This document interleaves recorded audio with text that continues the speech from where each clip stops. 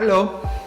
In this tutorial we will learn how to implement an event counter that will count the events that will overpass a threshold. The threshold will be set via USB using a register, and the value of the counter will be read out using another register and exploiting the Resource Explorer tools embedded inside the SCI-Compiler. So, in this example, we will use this hardware configuration.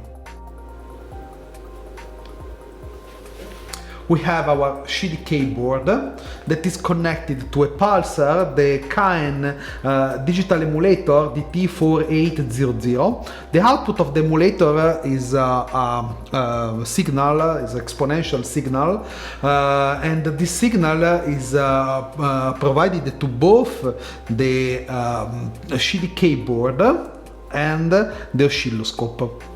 The discriminated output of the CDK board is also forwarded to the oscilloscope, so we can see that the board correctly discriminates the pulse. And inside the firmware we will implement a counter using SCI-Compiler, and we will connect this counter to a register. In an indirect way, we will learn how to use registers in the firmware to control and read parameters from the board.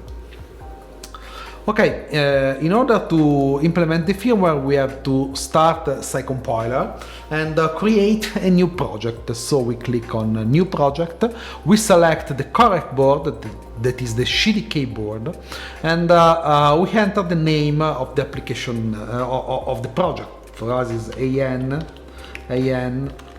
CK003 underscore counter register. We create the design.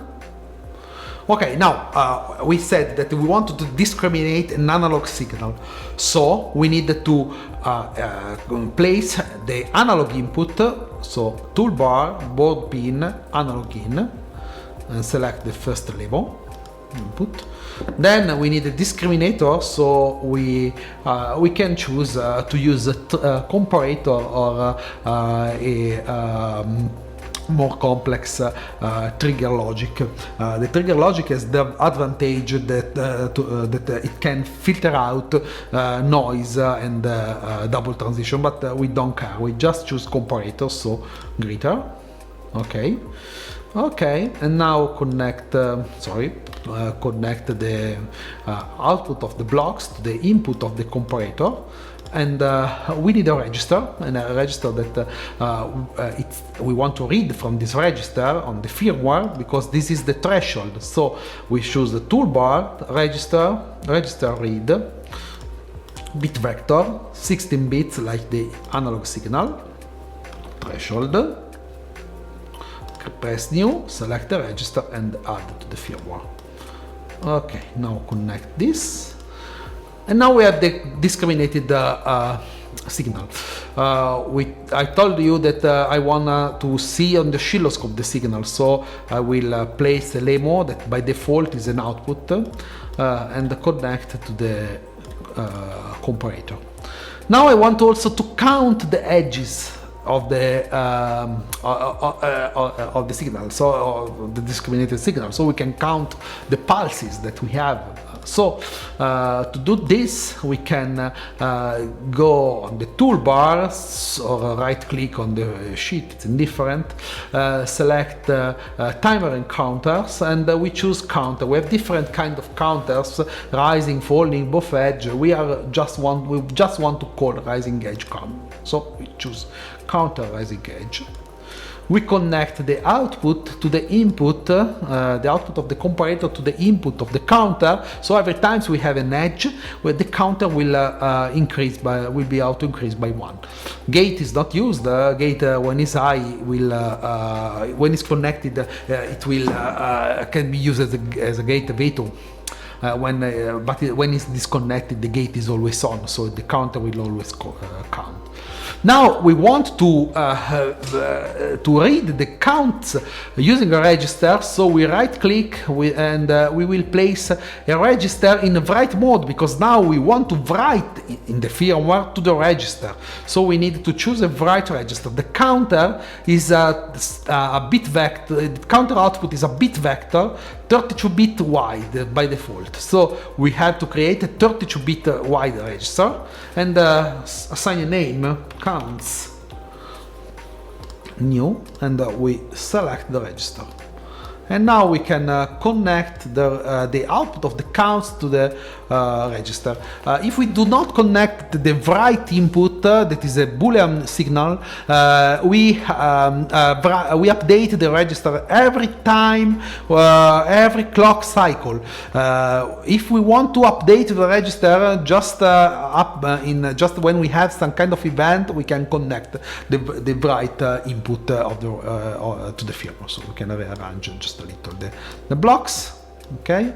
Okay, now we need to assign an address to the register in order to enumerate them on the USB. So we have to select the memory mapping, press auto assign, and so we have the threshold assigned to address 0, the count assigned to address 1.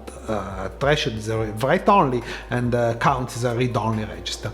Now we can start the compile process. Press compile on the toolbar, press yes. Now SCI-Compiler is generating the VHDL firmware and the Vivado project, and invoke the Vivado to compile and generate the bit stream. We have to wait, it will require at least 5 minutes to be complete.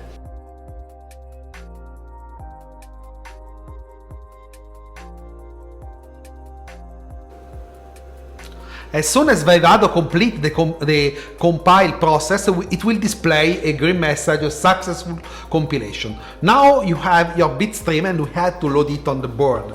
As we already done, we need to put the board in bootloader, so move the switch on the right and the power cycle the board, so disconnect USB and reconnect the USB to the board. The blue LED will stay fixed on.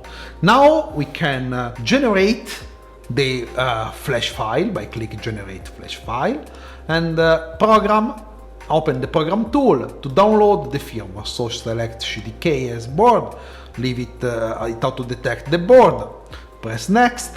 The firmware is already loaded in the software, press start. Now the software is downloading the firmware on the board. As soon as it's complete, we can press boot application to run your firmware, and you can see that the LED blue is flashing.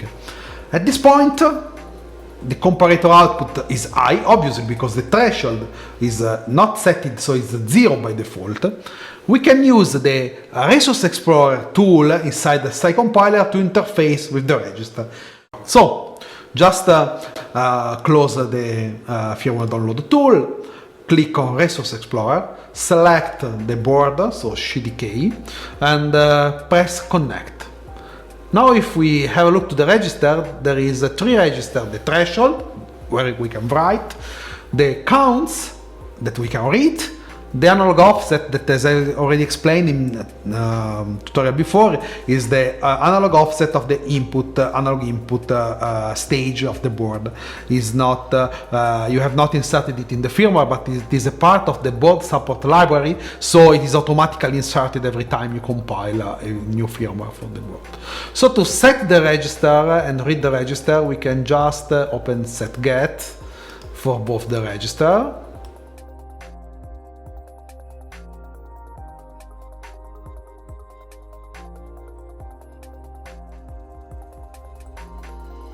We can set the threshold at this point. For example, we can enter 3000 as we did before. You remember to change to unsigned the 2 kind of value we want to enter. Okay, and we can have a look to the oscilloscope.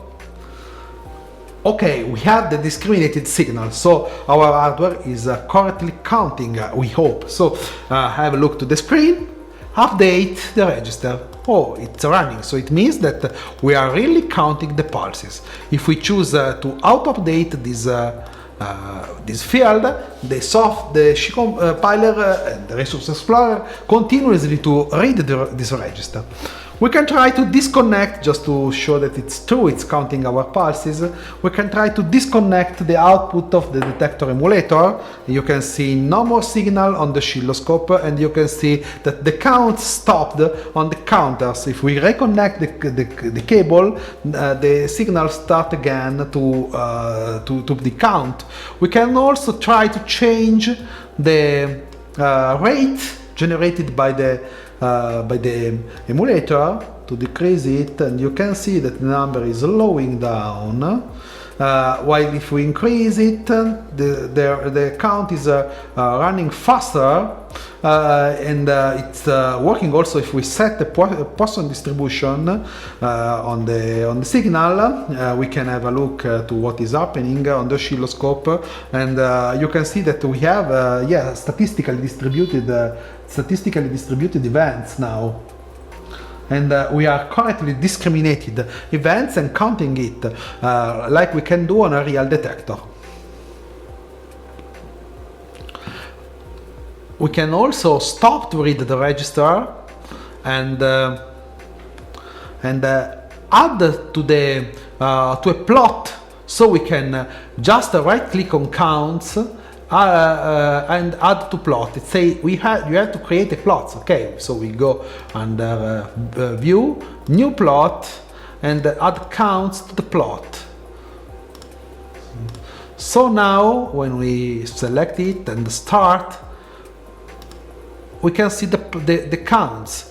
If we regulate the rate, we can see that the count, the slope of the lines decrease or increase much if we change the rate again. So we have also a way to implement a graphical visualization of the value inside a tool that is already developed and available for free inside the SCI-Compiler. That's all for this tutorial. Thank you.